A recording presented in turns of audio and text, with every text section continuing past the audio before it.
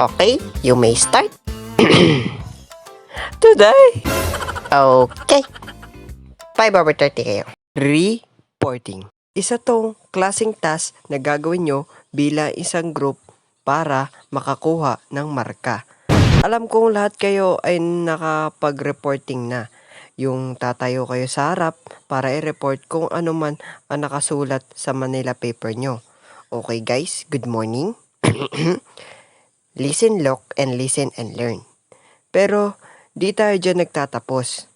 Doon naman tayo sa pagpili ng magiging kagrupo mo. Kung mapapagrupo ka doon sa mga matatalino, masisipag at matitino, ay doon pa lang alam mo na may marka ka na. Yeah! Pero kung doon ka naman napapunta sa mga tukmol na walang ginawa kundi mag-ingay lang sa likod, wala ka ng choice to accept the fate na napagrupo ka sa mga tukmol na to. Ma'am, may ka naman po, pwede ako lumipat ng group.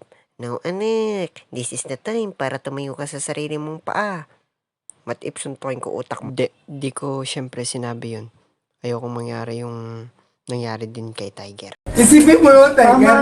Pero maiwasan natin ang mga gantong klaseng kagrupo by clicking the subscribe button. Kaya ano pang hinihintay mo? Click that subscribe button now para ma-update kayo sa mga latest kong upload. Okay, back to the video. Naging leader naman ako noong grade 7. Yup, grade 7 lang ako naging leader sa reporting, presentation, or project man yan. At doon sa natirang school year ay, lucky for me, ay di na ako naging leader of any of that. Yun na nga, naging leader ako at by partner yun. So, dalawa lang kaming magre-report. Kaso, yung naka-partner ko ay yung palagi napapagalitan sa amin. Siyempre, ako na yung naging leader. Nagde-daydream na ako sa gilid na magiging kapartner ko yung kayang-kaya ako buhatin kasi pabuhat na ako. Lumapit na ako sa kanya at sinabi nung, "Uy tol, ano plano natin para bukas?" Send na lang ako pics para sa reporting natin bukas. Siyempre ako na pa, "What? Pics lang?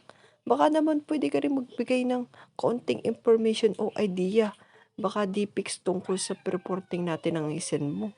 Baka pics ng dragon mo na may patong sisiw." Na-report naman namin ng ayos at nakakuha kami ng decent score.